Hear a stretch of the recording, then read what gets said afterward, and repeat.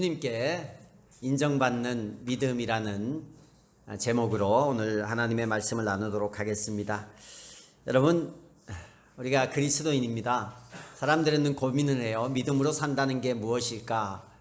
어떻게 하면 믿음으로 살까? 그런데 여러분, 우리가 믿음으로 살 때 주시는 하나님의 은혜와 복이 많기 때문에 믿음으로 살지 못하게 하는 공격이 있겠어요, 없겠어요?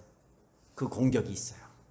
사단이 귀신을 통해서 늘 우리에게, 옛날에는 목사님들이 예배 때 자면 아우 잠귀신 붙은 막 이런 얘기도 했어요. 지금 그렇게 하면 큰일 나지만, 근데 아닌 말도 아닌 것 같아요. 어쨌든 사단이 부리는 그 귀신이 어떻게든 우리를 믿음에서 떨어뜨리려고 해요. 마지막 시대에 갈수록 그게 더 세집니다. 그런데 오늘 말씀은요, 나를 공격하는 귀신을 이긴 한 여인의 스토리예요. 대단한 것 같아요. 귀신이 우리를 쓰러뜨리려고 하는데 귀신을 이기는 믿음. 여러분, 우리가 오늘 본문에 들어가기 전에 마지막 시대에 사단이 어떻게 우리를 공격하는지에 대해서 디모데후서에 바울이 디모데에게 이렇게 말세에 너희를 향한 공격이 있다라고 쭉 설명을 했어요. 굉장히 글자가 작은데, 여러분 저기 번호가 있어요. 디모데후서 3장 1절에서 5절까지인데 그대는 이것을 알아두십시오. 바울이 얘기하는 거예요. 디모데에게. 야, 너 이거 꼭 알아야 돼. 마지막 때에, 말세는 마지막 때잖아요. 예수님이 올 때가 가까울 때 어려운 때가 온다라는 거예요. 그래서 20가지 마지막 때의 징조에 대해서, 사람의 심령에 대해서 얘기를 하는 장면이 나와요. 1번부터 저희 1절 2절이 아니에요. 제가 하나 둘 번호를 매긴 거예요. 그래서 20개 마지막까지. 자, 첫 번째는 사람들이 자기를 사랑한다라는 거예요. 마지막 때가 될수록 원래는 자녀를 사랑하고 부모를 사랑하고 이웃을 사랑하고, 우리 어릴 때도 동네 사람들 얼마나 사이가 좋았는지 몰라요. 근데 지금은 그렇지 않아요. 옆집에 누가 사는지도 모르고, 마지막 때가 될수록 사람들은 이웃, 다른 사람에게 관심이 없어지고 자기 사랑에 관심이 있어져요. 여러분 어떠십니까? 요즘에 제가 이게 20개 다 하면 밤새니까 빨리빨리. 근데 첫 번째가 너무 중요하니까. 자녀를 얼마나 부모가 사랑해요. 그런데 제가 기사를 읽다 보면 깜짝깜짝 놀라는 게 있어요. 부모가 PC방에 가서 게임을 하느라고 부부가 갓 태어난 아이를 이틀 이상 굶겨가지고 게임을 하느라고 자기 애를 집에 두고 얼마나 배고프고 울고 그랬겠어요. 죽었어요. 게임하느라고. 전 도저히 이해가 안 돼요. 그런데 그런 시대가 지금의 시대라는 거예요. 두 번째는 뭘 사랑해요? 돈을 사랑하고, 세 번째는 뽐내고, 네 번째는, 다섯 번째는 하나님을 못 알고, 여섯 번째는 순종하지 않는데, 그게 적당히 안 하는 게 아니라 아주 심해져요. 나중에는. 일곱 번째, 여덟 번째, 아홉 번째, 정이 없다라는 거예요. 열 번째, 11번째, 12번째, 13번째, 14번째, 하나님이 원하는 선함을 좋아하지 않는다라는 거예요. 15번째, 16번째, 17번째, 18번째, 19번째, 20번째. 그대는 이런 사람들을 멀리하십시오. 왜 멀리하라고 했을까요? 디모데도 마지막 때에 이런 상황 가운데 물들 수 있고 쓰러질 수 있기 때문이에요. 그래서 이게 무슨 얘기냐? 마지막 때에 믿음에서 멀어져 가고 세상 가운데 빠져 있는 사람들이 그만큼 많아진다라는 거예요. 그래서 바울이 계속해서 말하는데, 우리 또 한번 말씀 띄워줘 보겠어요? 디모데후서 3장 14절 같이 읽어보겠습니다. 시작. 그러나 그대가 배워서 굳게 믿는 그 진리 안에 머무십시오. 그대는 그것을 누구에게서 배웠는지를 알고 있습니다. 아멘. 바울이 뭐라고 하냐면, 이럴 때일수록 당신이 진리 안에 하나님의 말씀 안에, 믿음 안에 머물고 있어요. 이걸 해결할 수 있는 저 20가지 말세에 나타나는 징조와 어려움 가운데서 우리가 승리할 수 있는 길이 뭐냐? 믿음 안에 있는 길이 승리하는 길이라는 거예요. 그럼 믿음이 뭡니까? 예수 믿는 믿음이잖아요. 예수 다 믿잖아요. 그런데 왜 목사님이 매번 믿음 안에서 살라고 할까요? 믿음 안에 산다는 게 뭘까요? 저는 오늘 자꾸 수르보니게 여인이라고, 여러분 시로페니키아 여인인데 저희는 개역 개정이 익숙해서 수로보니게 그 한자로 시로페니키아를 한자로 쓰다 보니까 수로보니게 이렇게 적었거든요. 근데 시로페니키아 이 여인의 이야기를 통해서 우리가 한번 살펴보도록 하겠습니다. 첫 번째는 믿음, 첫 번째 한번 눌러주세요. 예, 읽어봅시다. 마음에 믿음이 담겨야 한다. 시작. 마음에 믿음이 담겨야 한다. 예수 믿는 거 다 믿어요. 예수 믿고 천국 간다라는 거 다 믿어요. 그러나 우리가 삶 가운데서 믿음으로 산다라는 것의 의미가 뭐냐면 내 마음 가운데 믿음이 담겨야 해요. 여러분 오늘 예배를 오셨는데 이 예배 가운데 아무 생각이 없이 습관적으로 이 자리에 왔다면 우리의 이 예배는요 믿음으로 드린 예배가 아니에요. 마음에 믿음이 담겨 있지 않아요. 마가복음 7장 25절에 보니까 악한 귀신 들린 딸을 둔 여자가 곧바로 예수의 소문을 듣고 와서 그의 발 앞에 엎드렸다. 뭐예요? 예수의 시온아 많이 힘들면 뒤에 가도 돼. 괜찮아. 여기는 조용히 예배 드리는 자리니까 그지? 시온이를 뭐라 하는 게 아니라 불편하고 참기가 힘들면 저 뒤에 가서 모자지에서 나원이처럼 예쁘게 얼마나 예배를 잘 드리고 있는지 몰라. 뒤에서 혼자서 저렇게 드리면 돼요. 스트레스 받지 말고 엄마한테. 자꾸 엄마가 옆에 스트레스 주지. 그냥 가면 돼. 저쪽에 가 시온아. 스트레스 받지 말고. 이 여인이요 예수를 믿는 사람이 아니었어요. 그런데 예수님에 대한 소문을 들었어요.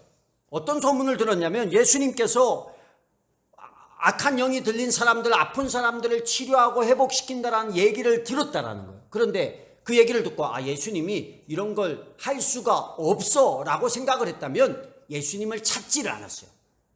이 여인이 이 소문을 듣고 마음에 어떤 마음이 들었냐면 예수님을 만나면 무언가 일어나겠다, 이런 마음의 자세가 있어요.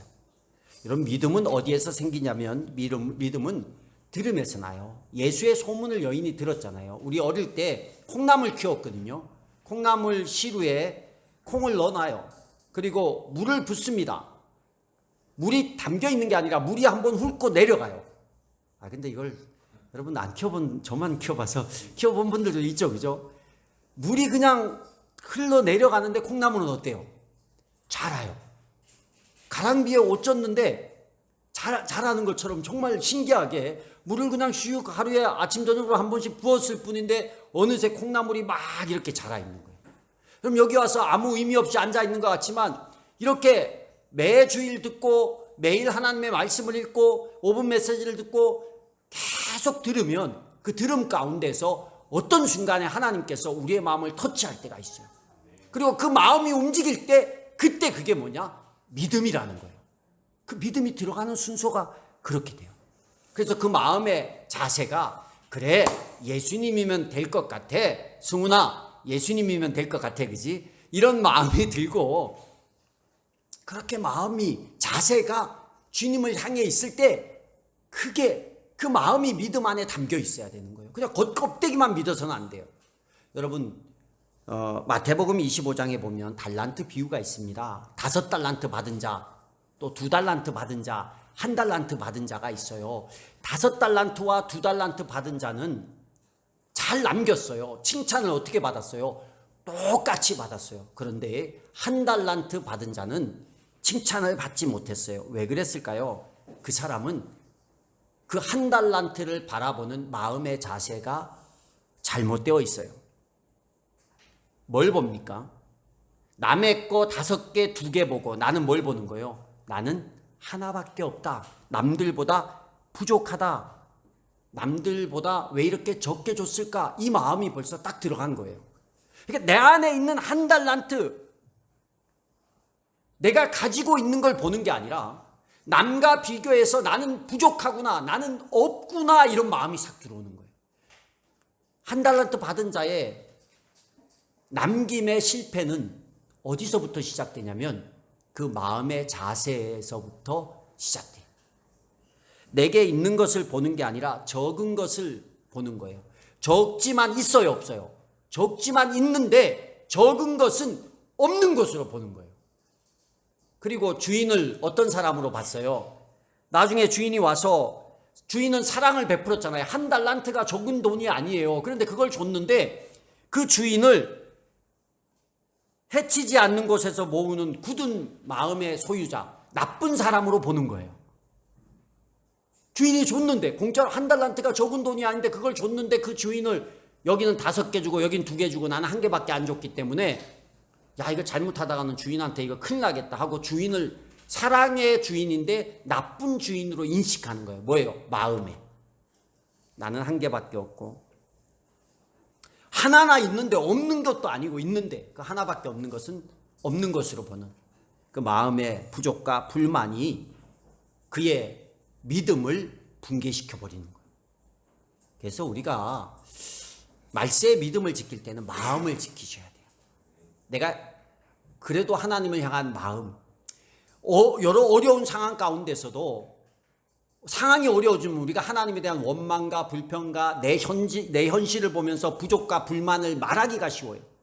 막 그런 마음이 들기가 쉬워요. 그럴 때에도 내게 남겨주신 것 보면서 하나님의 은혜를 묵상하고 내 마음을 지켜내는 것, 마음을 지키는 것, 이것이 믿음을 지키는 거의 시작이에요.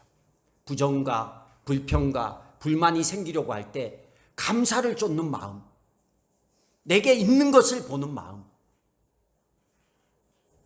이 여인은요, 예수님 얼굴도 본 적이 없어요. 소문만 들었어요. 그런데 그는 어떤 마음이었어요? 예수님 만나면 무언가 될 것 같다라는 마음. 여러분, 지금 우리가 좀 어렵고 상황이 어렵고 아무것도 없고 소망이 안 보일 수 있어요. 그런데 어떤 마음을 품어야 되는지 아세요? 예수님이면 하나님이 나를 기억하고 하나님 나를 사랑해주고 내가 하나님의 자녀니까 하나님이 내 인생을 계획하고 있고 인도하고 계실 거야 라는 마음이에요. 근데 그게 맞아요. 그게 성경의 얘기고 그게 실제적인 얘기예요. 하나님에 대한 소망과 하나님에 대한 신뢰와 하나님에 대한 그 바라봄, 의지를 놓쳐버리는, 그 마음을 놓쳐버리는 순간에 우리의 믿음의 붕괴가 거기서부터 시작되는 거예요. 마음은요, 많이 흔들려요. 그런데 그걸 어떻게 해요? 주일 예배가 왜 중요합니까? 여기 와서 흔들리는 마음을 다시 또 다 잡는 거예요. 흔들리도록 그냥 두면 언젠가는 그게 뿌리채 뽑혀버려요. 그럴 때는 다시 동여매는 거예요. 우리 옥상에 이거 쳐놨잖아요. 이거 그늘막을 쳐놨는데 이게 몇 번 쳤는지 모르겠어요. 쳐놓으면 벗겨지고 찢어지고 날라지고. 근데 가만 두면 어떻게 될까요? 막 바람이 불어서 이게 하나씩 끊어질 때 그냥 두면 어떻게 돼요? 다 날아가 버려요, 언젠가는. 그럼 끊어지면 어떻게 해요? 또 올라가서 우리 양 목사님, 장로님, 우리 또 남자들이 올라가가지고 또 짜매는 거예요. 이렇게 매고 이렇게 또 줄을 엮고 또 단단하게 동여매고 그러면 또 버티는 거예요. 그렇게 버텨가는 거예요. 마음을 잡는 것은 혼자는 어려워요. 예배를 통해서, 말씀을 통해서 내게 사단이 내 마음 가운데 주님께로부터 멀어지게 하려는 그 마음을 우리가 다 잡고, 다 잡고 갔을 때 시로페니키아 여인 가운데 하나님의 은혜가 임하는 거예요. 이 여인은 마음을 다해서 주님을 만나면 되겠구나, 주님이면 되겠구나라는 마음에 믿음이 담겨 있었어요. 두 번째는 중요한 게 뭐냐면, 마음은 그렇게 가진다면 두 번째는 읽어봅시다. 행동의 시작. 행동의 믿음이 내 마음은 그렇게 가졌는데 이 마음이 안 무너지려면 조금 더 앞으로 나아가야 돼요.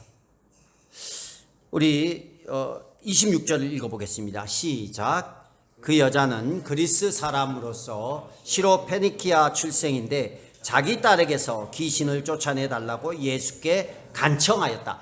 여러분 보세요. 마음으로만 예수님이 만나면 나 될 거야 너무 좋아요. 예수님 만나면 나는 내 딸이 치료될 거야. 그런데 예수님이 막상 왔는데 움직이질 않는 거야.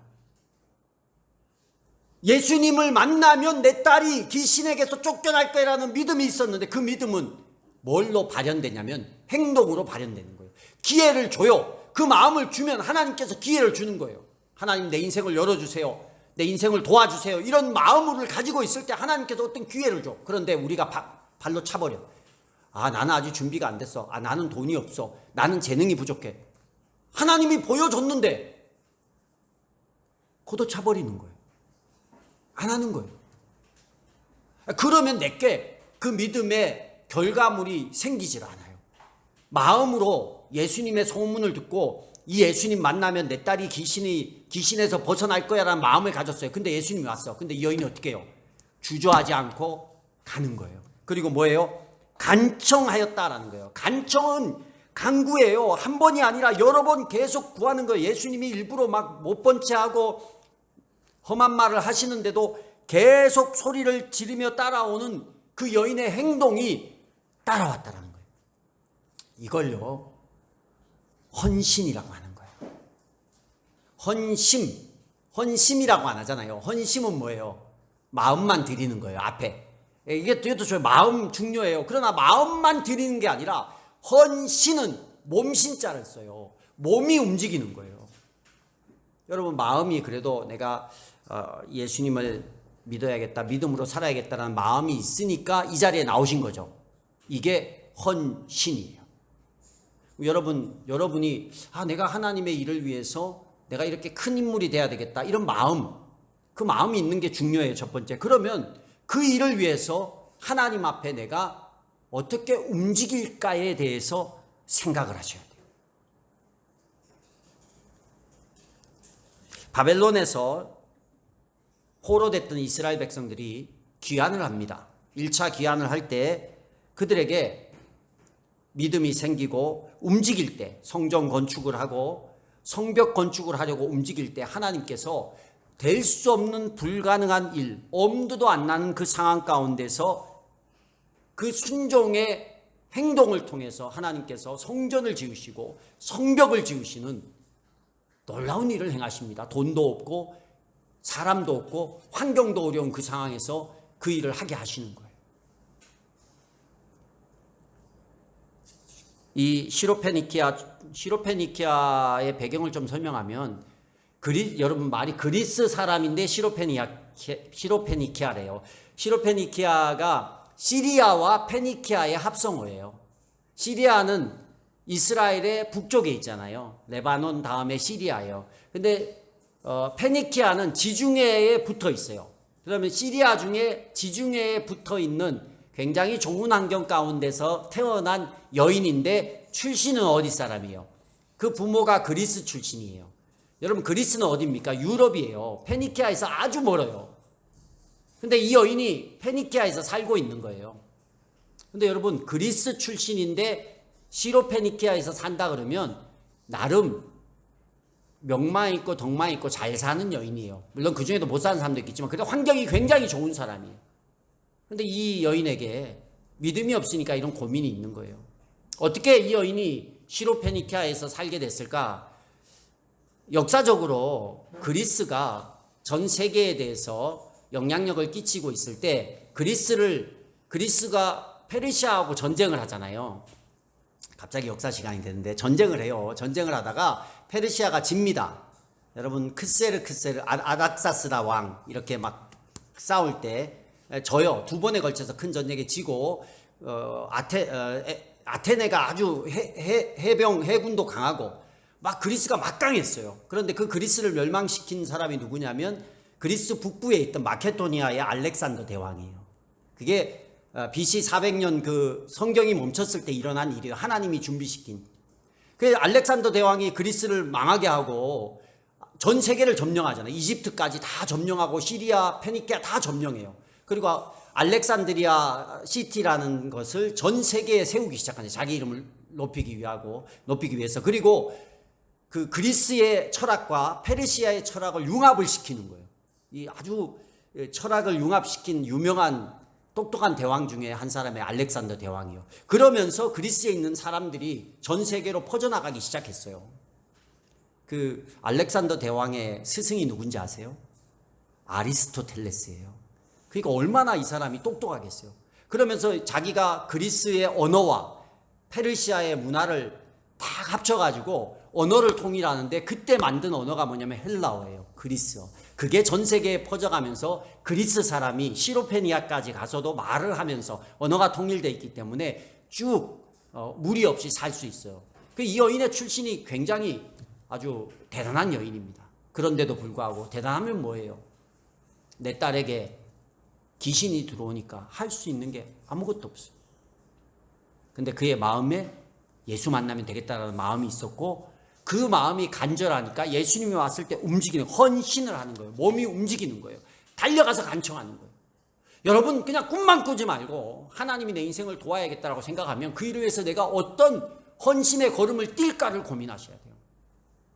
그런 일이 내가 예배의 자리에 오고 목장의 자리에 가고 내가 VIP를 나를 위한 자기를 살아가는 일 가운데서 VIP를 향한 한 걸음이 되고 그들을 위한 섬김이 되고 다른 사람을 위한 섬김이 되고 그럴 때 하나님께서 야, 이 사람을 도와야겠다. 얘를 도와야 내 나라가 확장되지. 이런 마음이 들어서 돕는 거예요.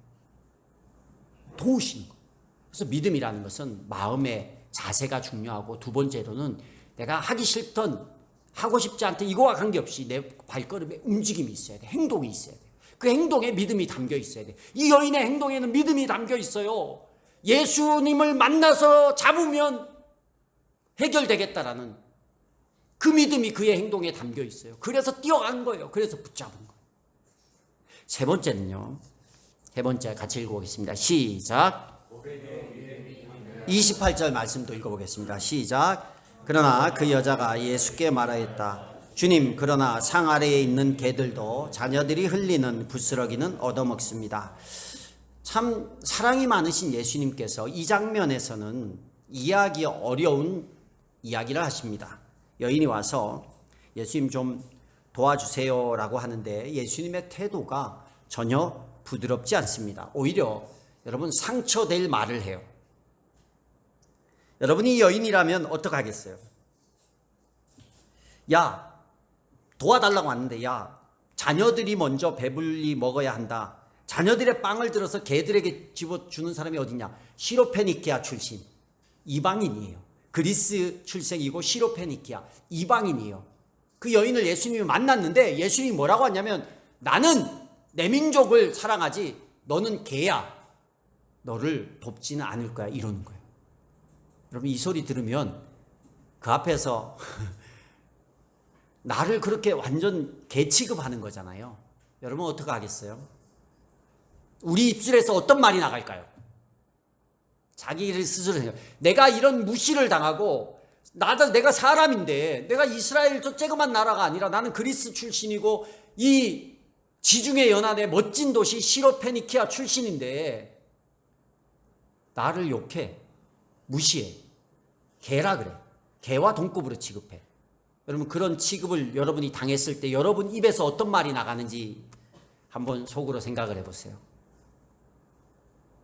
그 말을 하는 순간에 역사가 일어나지 않는 거예요. 예수님이 달아보시는 거예요. 우리를요 극한으로 몰 때는 이유가 있어요. 뭘 보려고? 믿음의 모습을 보는 거예요. 그 사람의 말과 행동의 믿음의 그 자세를 보기 위해서 예수님이 알지만 예수님이 이런 분이 아니잖아요. 야, 내가 빵을 들어서 내 자녀를 배불리게 하지 내가 너 같은 개 같은 이게 뭐 잠깐만 이해하게 like dog 개 하여튼 같은 이런 사람에게 내가 이 빵을 줄 수 있느냐? 못 준다. 넌 개야. 이러는 거예요. 예수님이 어디 그래요? 사랑의 예수님이 그런 적이 없어요. 독사의 새끼들아 하고 외식하는 자들에게 욕하고 어떨 때는 좀 가격하셨네. 욕을 하고 이랬지만 이 불쌍한 여인을 예수님이 그 불쌍한 사람들을 외면하지 않았는데 이 여인에게는 강하게 질책을 합니다. 강한 이 얘기를 들었을 때 그 입술에서 어떤 말이 나오는지를 보기 위함이었어요. 근데 그 여인은 뭐라고 얘기를 해요? 주님, 그러나 상 아래에 있는 개들도 자기를 뭐라고 생각하는 거예요? 인정하는 거예요. 나 개입니다. 그런데 개들도 자녀들이 흘리는 부스러기는 얻어먹습니다. 자존심 없어요. 자기의 화나 자기 마음의 상함이 없어요. 뭐가 더 중요했기 때문에 그럴까요? 자기 딸이 더 중요했어요. 여러분, 아직 우리가 믿음보다 사명보다 내 자존심이나 내 상황을 먼저 내세울 때가 있어요. 그런데 여러분, 내 아들이 내 딸이 어려움이 당하고 문제가 있으면 여러분 자존심 그런 거 있나요? 없잖아요. 이 여인에게는 그래 나는 개 취급을 당해도 돼. 그러나 내 딸은 살려야 돼. 그래서 예수님이 말한 그 얘기를 자기 입술로 고백하는 거예요. 부스러기 은혜라도 딸의 치유에는 충분합니다. 내 딸을 고쳐주세요. 스스로 그 입술을 열어서 자기 자존심을 내려놓고 주님 앞에 말하기를 원하는 거예요. 그럴 때 주님이 귀신을 내쫓아 주시는 거예요. 말의 권세가 있어요. 예수 믿는 사람은 로마서 10장 10절에 사람이 마음으로 믿어서 의에 이르고 입으로 고백해서 구원에 이르게 됩니다라는 구절이 있어요. 믿음의 고백인 거예요. 주님 앞에 내 자존심의 고백이 아니라 믿음의 고백을 하는 거예요. 믿음의 말을 하는 거예요. 아니 주님 그래요, 맞아요, 나는 개입니다. 그러나 개들도 주인의 자녀들이 먹는 빵 부스러기 땅에 상에서 떨어지면 먹지 않습니까? 그 부스러기 은혜라도 나에게 달라고. 그 부스러기 은혜만으로도 나는 내 딸이 치유받을 수 있다라는 고백인 거예요. 여러분, 우리가 말을 하실 때 믿음의 말을 하시기를 축복합니다. 우리의 마음이 무너지고요, 행동이 믿음에서 떠나면요, 우리의 입술의 고백이 믿음의 말이 아니라 세상의 말을 해요.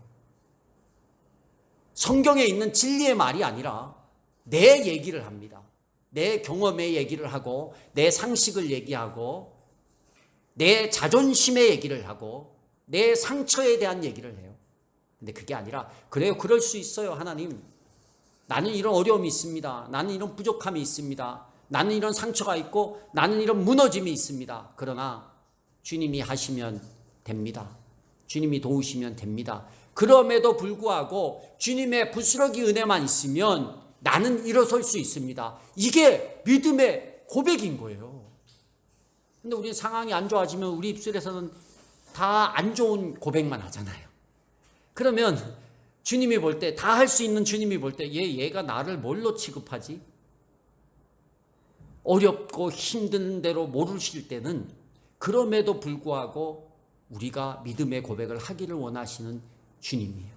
그래서 우리가 주님을 보는 거예요. 마음으로 주님을 보고 행동으로 주님을 보고 우리의 고백으로 주님을 바라볼 때 그 시로페니키아 여인에게 있었던 기적과 은혜가 우리에게도 임하는 거예요. 그게 믿음입니다. 말세 때는요, 뭘 사랑한대요? 자기를 사랑해. 시선이 누구에게 있어요? 자기에게 있는 거예요. 내 상황을 보니까 답답하니까 힘든 마음이 생기고, 내 상황을 보니까 내가 믿음의 행동보다 내 상황, 나를 위한 행동을 하게 되고, 내 상황을 보고 힘드니까 고백이, 불평과 불만의 고백이 나오는 거예요.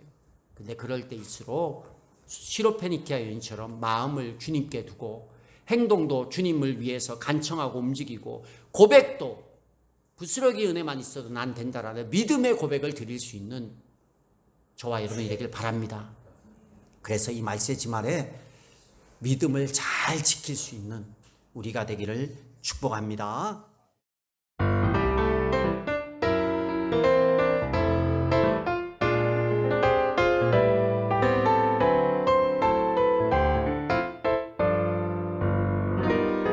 하루를 시작할 때, 어려움을 만날 때, 말할 수 없는 고민도 주님께 물어요. 주님 어디로 갈까요? 주님 어떻게 할까요?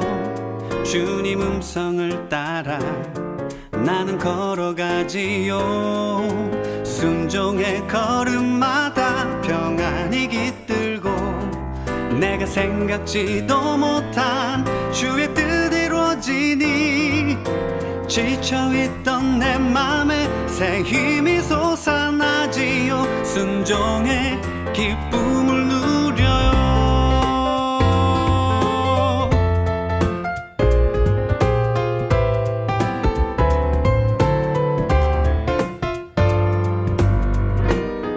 하루를 시작할 때 어려움을 만날 때 말할 수 없는 고민도 주님께 물어요. 주님 어디로 갈까요? 주님 어떻게 할까요? 주님 음성을 따라 나는 걸어가지요. 순종의 걸음마다 평안이 깃들고 내가 생각지도 못한 주의 뜻 이루어지니 지쳐있던 내 맘에 새 힘이 솟아나지요. 순종의 기쁨을 누려요.